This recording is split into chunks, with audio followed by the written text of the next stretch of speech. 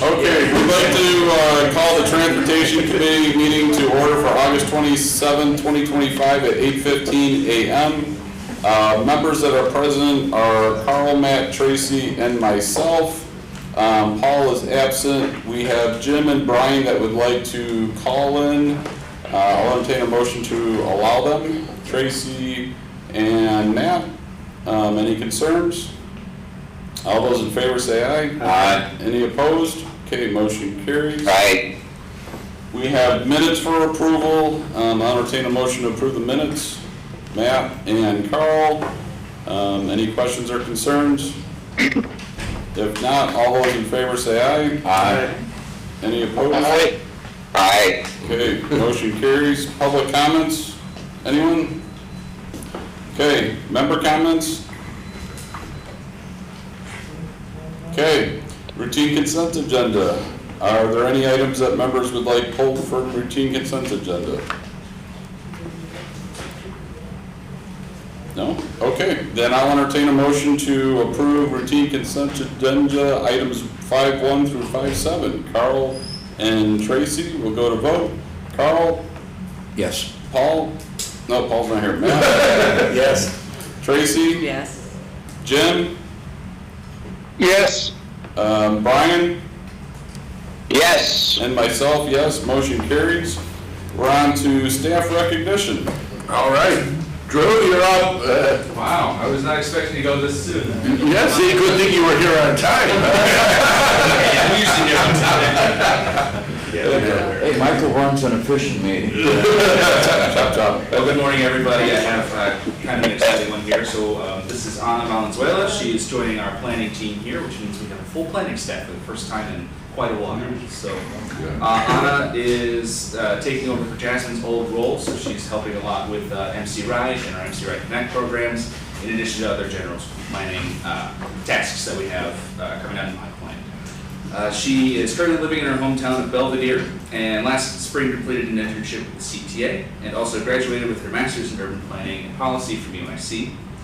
She enjoys the outdoors, watching movies and TV, and sewing in her spare time. So I'd appreciate it if you could help me welcome her to the DOT. Anything you want to add? Happy to be here. That's good, that's more than most say. Thank you. You're welcome. Bobby?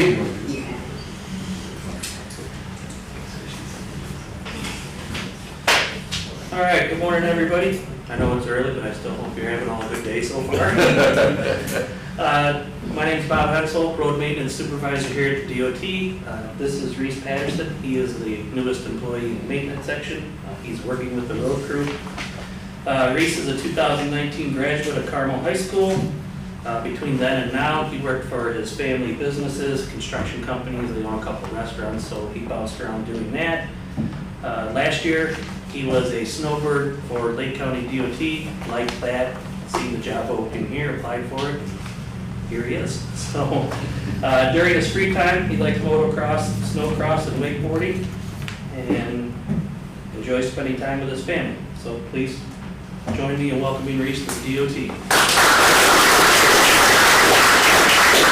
Thank you guys, I appreciate the opportunity. Thought of that on your own. Harsh. Tough group today. That's all we have for new business. Okay, staff report. All right, Scott, you're up. You want to do the ribbon cutting? Yeah, that's the only thing we have. All right, Unless you have more that I'm not aware of. No. So we, our public information officer prepped, our public information officer prepped a video about our Millstream Road Bridge ribbon cutting event that we held following the opening of the bridge. We had a rather small kind of ribbon cutting event. We had a few people of note show up, including Sheriff Tatelman was there, as well as some of the local township folks as well. So, and some residents that live nearby. So take it away, Dan, and enjoy.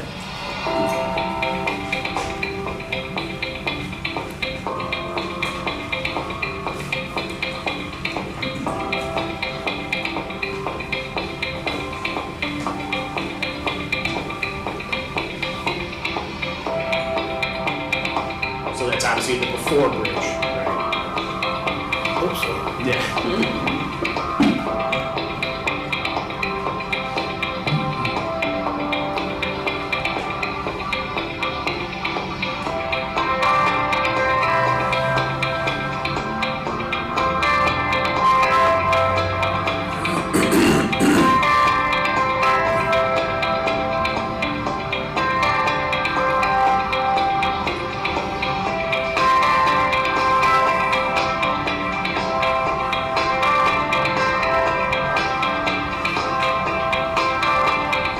So we know a lot of you don't live in that area, don't drive this road very often, so we thought just showing you sort of the finished product at the end of the day was worthwhile. And we're gonna do more stuff like this following all, maybe not all bridges we open, but projects that we complete, we'll try to show off at committee going forward too. Nice. Thanks for the time. Thank you. Thank you. Anything else on staff report? That is it, sir. Okay, discussion roadside memorial policy. So this was added to the agenda at the request of Member Kaminsky at last month's meeting, and that for committee's discussion on roadside memorial policies or practices. So that's why it's here. You want to kick it off, Carl? Sure, I've had a few municipal leaders come up to me and ask, what can we do with the roadside memorials? What is the standard? What are we doing with them? And I know that the state had created and signed into law that allows to have them, and from Scott learning that there's specifications, who it is, where it is, how it's to be maintained. I know that we voted that we want 0 deaths in the county, but the last 3 months it hasn't worked out that way. And anticipating that, people will put them up, maybe we kind of need to know who they are, what they're doing. And Scott said that that was in the state code, and that, you may have had it and looked at it, and it's like, why not have it that way? The municipalities, cities that have their roads can look at us, leading the way that, we have a policy in place. And that's why I was asking about it. Okay. You guys want to chime in first, or I can chime in, or Darrell? Or- Go ahead, sir. I just wonder what our litigious exposure is to condoning it. Right now, the state is the only one overseeing that. Is that not correct? No, so they make an application, for example, DUI cases with a death, there's an application process through the supporting jurisdiction, so it should come through us. I'm not worried about exposure, as long as we're following the state law and allowing it in the instances where they require it or allow it, I think we would be fine. We could certainly be a little bit more restrictive if we wanted to. And I think that's a good point with it. A lot of it is, it's allowed to a point, and it's a policy, but most entities do not follow it at all. And so local municipalities have the same option as anybody else on whether or not they do. It's a sensitive issue. Yeah. And as we know, because you know, if you're gonna go out there and just rip it out, we're gonna hear about it too. Mm-hmm. Or if they get a little too grandiose, we're gonna hear about it also. And so it's a sensitive issue, for sure. I'd like to say something. Yeah, go ahead, Jim. Joe, you're right. It's a very sensitive issue with folks. And to try to permit something like this, I think is ridiculous, because when that happens, it's such an emotional issue that these things, they go up almost instantly. Someone goes up and they put a small cross up, and sometimes, and you try to start regulating this, it's gonna blow up in your face. That's my opinion. So Carl, what was your, besides just having the discussion, was there an objective that you were trying to achieve? Copy what the state has, so at least we have something here at the county that knows who it was and what it's doing, just to maybe prevent someday that they do get grandiose And that's what was brought up to me, because we have a county road up in Spring Grove where one of the memorials is starting to get a little out of hand, and the village president, asked, and I turned to our, transportation, do we have any policy? And come to find out, it's the state that only on the state roads can it be regulated. After that, it's a free-for-all.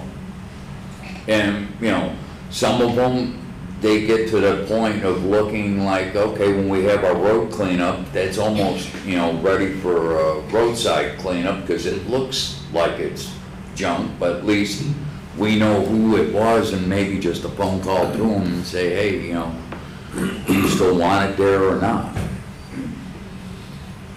Okay. So just so that I'm clear about what you're looking for a county policy that mirrors what the state policy is? Correct. Okay. And that way the municipalities can follow, us, and if they wanted to draft one up. But we do have a lot of county roads within municipalities that they can't touch or do anything on, so it's kind of up to us. And it was just brought to me and asked, and, kind of found out that, yes, it's just the state on state roads, but we kind of looked at it before, and why not just mirror that? We have ordinances for everything else in the world. Okay. So, Jim? If I could say something. Oh, yeah, go I'll ahead, just Brian. say I'm very opposed to us doing this. That's fine. Hey, Brian, go ahead. Yeah, thanks. I appreciate the concern. I think that it is an appropriate and legit, Jim. I just think this is an absolutely no-win situation, and the state has. I think that those are for state roads, of course, but I think. You're breaking up, Brian.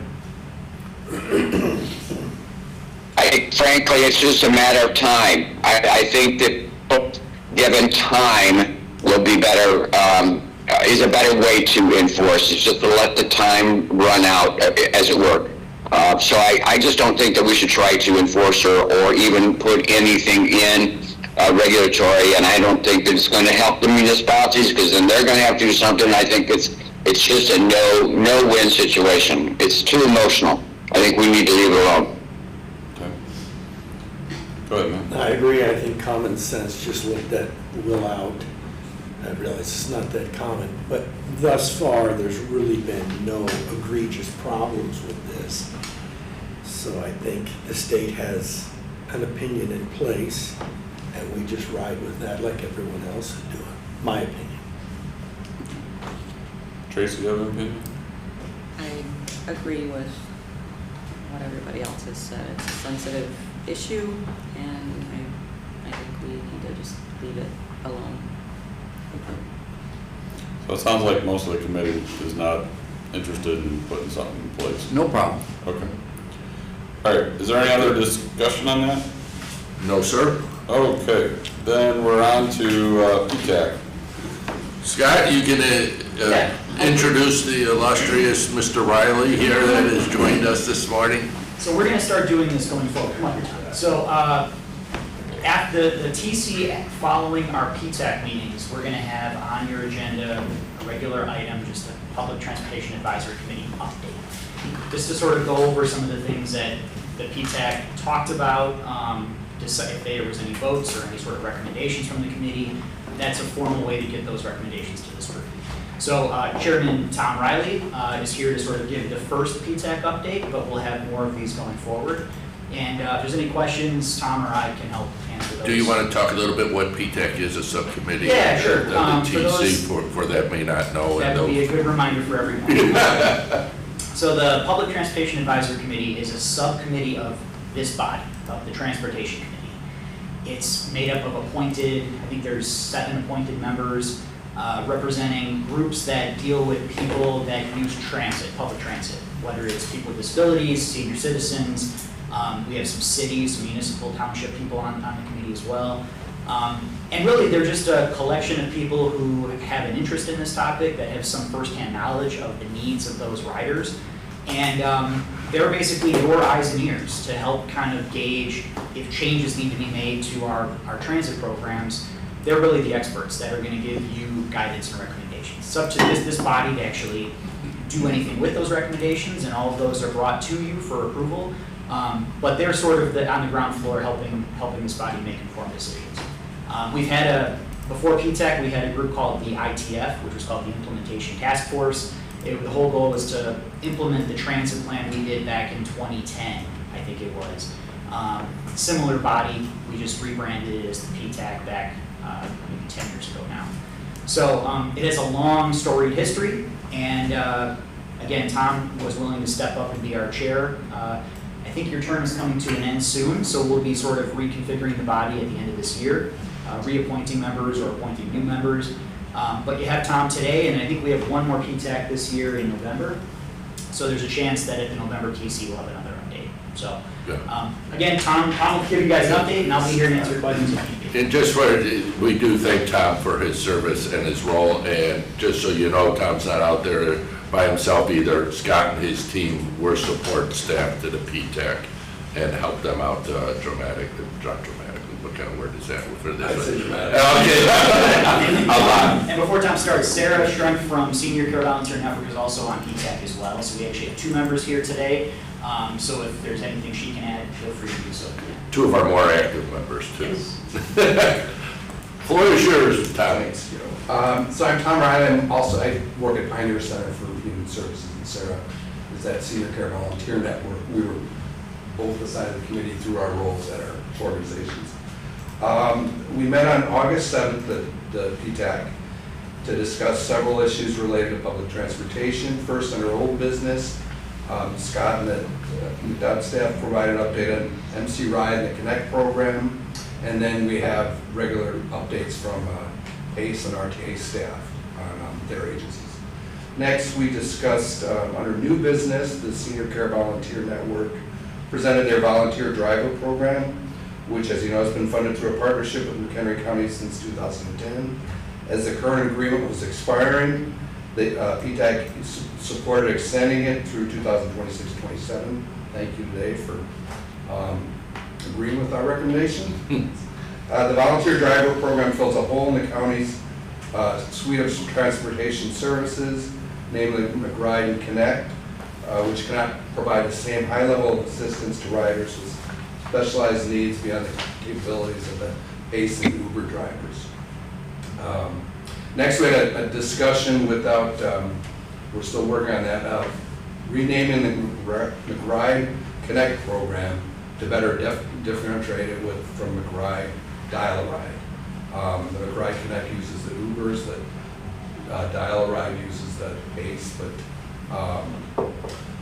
we found that riders are not sure what the difference is, and they're asking about the Uber program. So we discussed different names, and we'll revisit that to make it more clear for the riders. Then we discussed staff recommendation to raise the fares on McRide and Connect in January 2026. The staff proposal was to increase MC Ride base fare by 50% from $4 or $2 for senior disabled to $6 and $3. The higher price is the public fare, while leaving the per mile fee at 25 cents after 5 miles, so once you've reached that 5 mile limit. Staff also recommended increasing the fare on Connect from $4 to $5, which would reduce the county subsidy to 15 from 60. And staff also recommended implementing a monthly cap of 30 rides per month on the Connect service. And while we discussed that and did not give a concrete recommendation on the fare increases, we're looking at other alternatives such as eliminating the per mile fee after the 5 miles, and we'll discuss that in more detail at our November meeting. Then as the chair of PTAC, I recommend you watch the August 7th meeting on the meeting portal if you want to learn more about any of these discussions. And if there are any questions now, I'd be happy to probably refer to Scott Hansen. Thank you. Are there any questions by members to Tom? Okay. No, I guess not. Thank you very much, appreciate it. Thank you, Tom. All right, so we have a need for an executive session, so I'm gonna say goodbye to Brian and Jim. No, thank you.